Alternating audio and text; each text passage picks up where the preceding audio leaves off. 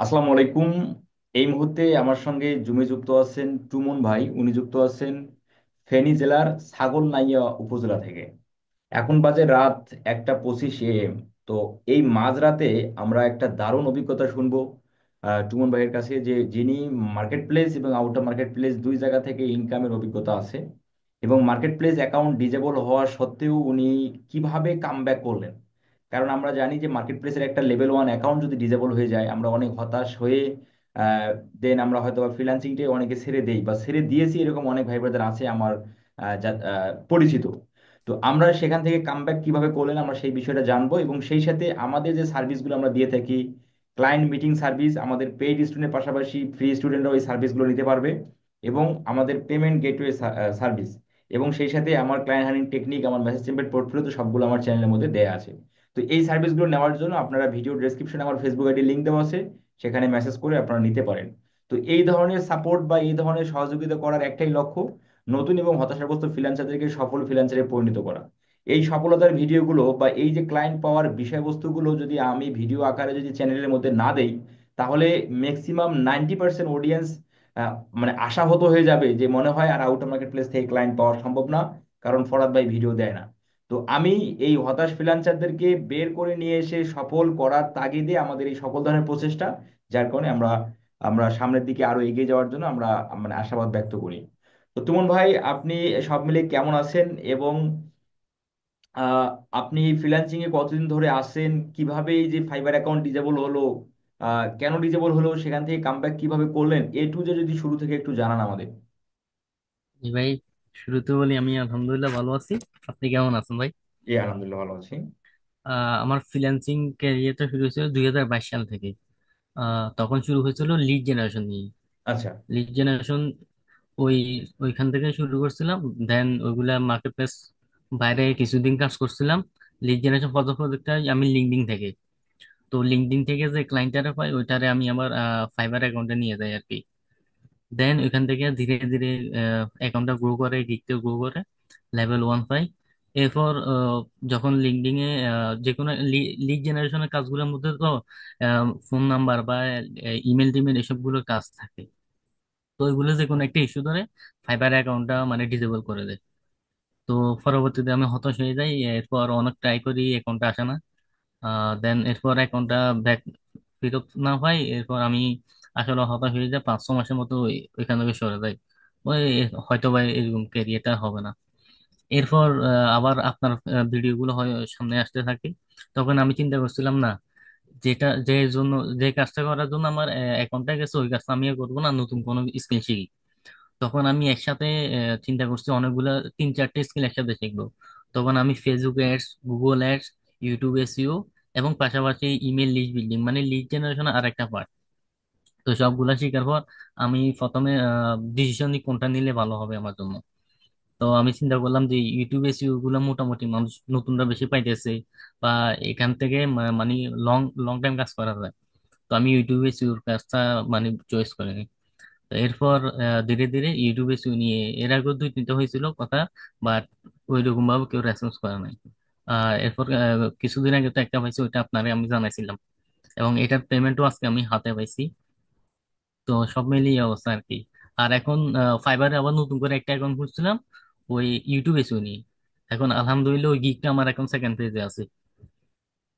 তবে সেকেন্ড পেজে কিভাবে আসলো, মানে আহ, এটা র্যাঙ্ক কিভাবে হলো? হ্যাঁ, এটাতে 4টা রিভিউ আছে। 4টা রিভিউ আছে, আচ্ছা। 4টা রিভিউ হওয়ার কারণে আপনার র্যাঙ্ক এক পর্যায়ে একটা র্যাঙ্কের দিকে আসছে। হুম। তো এই রিভিউগুলো কি অর্গানিক?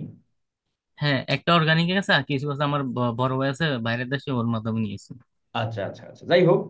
ফাইবার অ্যালগোরিদম যেটা ফাইবার অ্যালগোরিদম যেভাবে চলে সেভাবে আসলে আমাদের চলতে হয়, তা না হলে একটা ফাইবার গিগ কবে র্যাঙ্ক করবে, তার জন্য কতদিন ধরে অপেক্ষা করতে হবে, এটা আসলে খুবই মানে একটা ধৈর্যের একটা বিষয় থাকে, যার ফলে আমরা চেষ্টা করব আউটার মার্কেট প্লেস থেকে ক্লায়েন্টকে ফাইবারে নিয়ে এসে আমরা রিভিউ জেনারেট করা, অথবা আমাদের যদি কোনো ভাই ব্রাদার বা আমাদের যদি কোনো রিলেটিভ যদি থাকে বাইরে, ইউএসএ কে কানাডার মধ্যে যদি থাকে, তাদের যদি কোনো সার্ভিস লাগে তাহলেও আপনি তাদের কাছ থেকে সার্ভিসটা সেল করতে পারেন, নিয়ে আপনি একটা রিভিউ নিতে পারেন। তো তুমন ভাই, আপনি আউটার মার্কেট প্লেস থেকে এ পর্যন্ত আপনি কয়টা কাজ করছেন? এ পর্যন্ত আমি যদি সবগুলো হিসাব করি তাহলে অনেকগুলো হয়, প্রায় 15-20টা মতো হয়। বাট ইউটিউবে বেশিও 5-6টা মতো এরকম হবে। ইউটিউবে এসিও 5-6টার মতো হয়েছে, আচ্ছা। হুম। আহ, অনেকে মানে আপনার যে ক্লায়েন্ট গুলো কাজ করেছেন ইউটিউব এসিওর জন্য, ক্লায়েন্ট কি স্যাটিসফাইড ছিল আপনার কাজে? হ্যাঁ, ছিল। ক্লায়েন্টেরও স্যাটিসফাইড। যে ক্লায়েন্টের আমি যে লাস্ট কিছুদিন যে কাজটা করছিলাম, ওই ক্লায়েন্টের মানে ও অনেক জায়গায় ঘুরতে যেত, ট্যুরে যেত। তো মনে করুন সে এমন এমন জায়গা, সে মাউন্ট এভারেস্ট পর্যন্ত গেছে। তো এরকম জায়গাগুলোতে যাইতো, মানে বিখ্যাত বিখ্যাত জায়গাগুলোতে। বাট সে যে রকম একটা ইনভেস্ট করে যাইতো, খরচ করে যাইতো, ওই রকম মানে ভিউজ আসতো না, বা টাইটেল টাইটেল গুলো ওইরকম হইতো না। তো সবকিছু আমি যখন একদম গুছাই গাছা করে দিলাম, তখন ও মোটামুটি ভালো রেসপন্স করছে, যে হয়তো বা এই কারণে ওর চ্যানেলে সাবস্ক্রাইবার বা গ্রো করতেছিল। তো সব মিলিয়ে ও খুশি আছে। আচ্ছা, আচ্ছা, আচ্ছা, আচ্ছা। আচ্ছা, তো এই যে আপনি আউট অফ মার্কেট প্লেস থেকে কি কি ওয়েতে এবং ক্লায়েন্টদেরকে কি ধরনের মেসেজ দিতেন আপনি পাওয়ার জন্য? আমি বেশিরভাগ আগে এক সময় ছিল যখন শুধুমাত্র একটা টেমপ্লেট ছিল, আপনার এখান থেকে নিতাম, ওই টেমপ্লেটটা হুবহু কপি করে পেস্ট করে দিতাম। তো দেখা যায় তো সিং করে রিপ্লাই দিত না। তো হুম, আমি ডিসিশন নিলাম যে না, এভাবে তো হবে না। আমি যে এরকম দিতেছি হয়তো বা এরকম সেম আরো অসংখ্য মানুষ দিতেছে, তো আমাকে কেন রিপ্লাই দেবে? তখন আমি আমার চেঞ্জ করে নিই।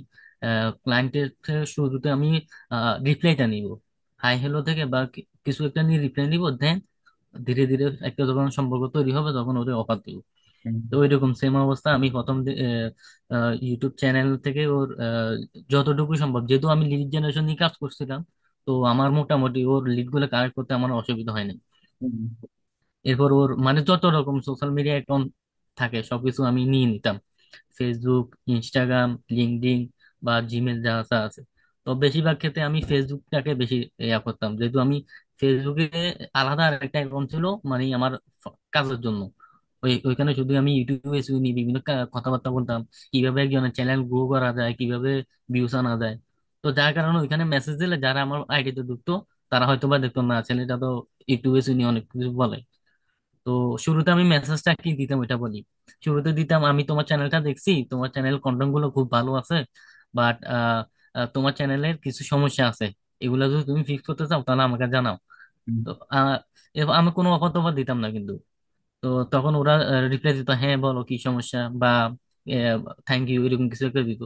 তখন আমি বলতাম একদম ওর যে যে সমস্যাগুলো ছিল, যেমন টাইটেল, ডেসক্রিপশন বা আহ, যে কিওয়ার্ড গুলো ছিল না, ওগুলো আমি একটু অডিট করে দিয়ে দিতাম আর কি। দেখো, আর পাশাপাশি কখনো কখনো ওর জন্য টাইটেল আর ডেসক্রিপশন গুলো আমি নিজে থেকে মেক করে দিয়ে দিতাম, এই ভিডিওর জন্য তুমি এটা ঠিক করে দাও। তো ওরা এগুলা দেখতো। এরপর আচ্ছা বন্ধু, এবারে যেটা হয়েছে ও আমার নিজে থেকে বলতো, আচ্ছা তুমি কি এই কাজগুলো করতে পারো কিনা? হ্যাঁ অবশ্যই পারি। তো তো বলতেছে তো তোমার কত ডলার নিবা, বা কিরকম চার্জেস কিরকম নিবা?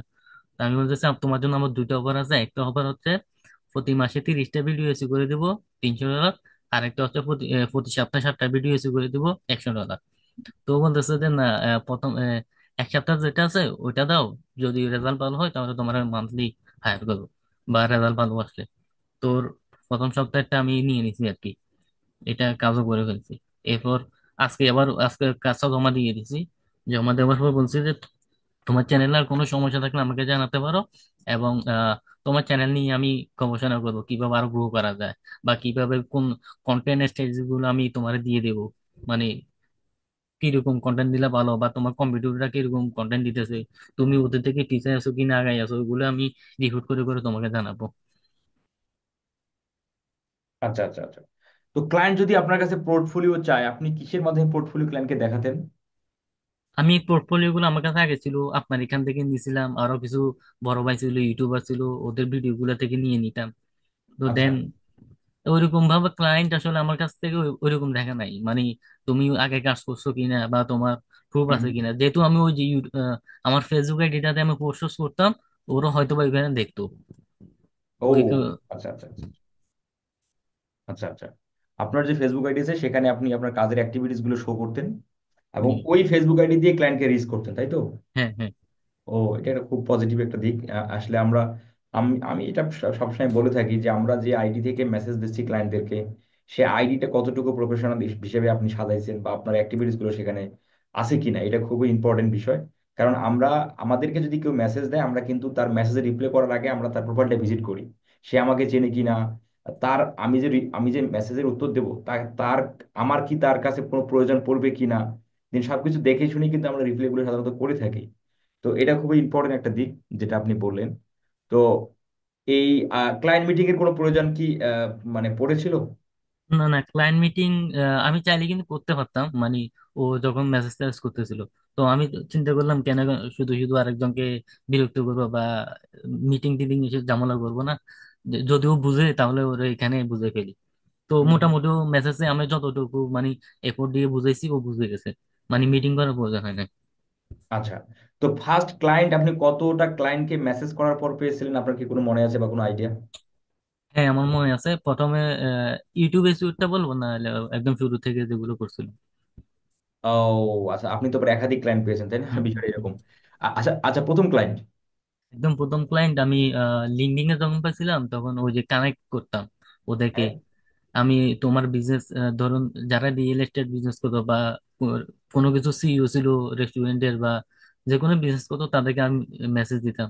তো এরকম হয়তো বা 30-40টা মেসেজ দেওয়ার প্রথম ক্লায়েন্ট পেয়েছি। মানে মেসেজ দেওয়া বলতে তাদেরকে কানেক্ট করার পর কানেক্ট নোট পাঠাইতেন আপনি? হ্যাঁ হ্যাঁ, কানেক্ট নোট পাঠাইতাম।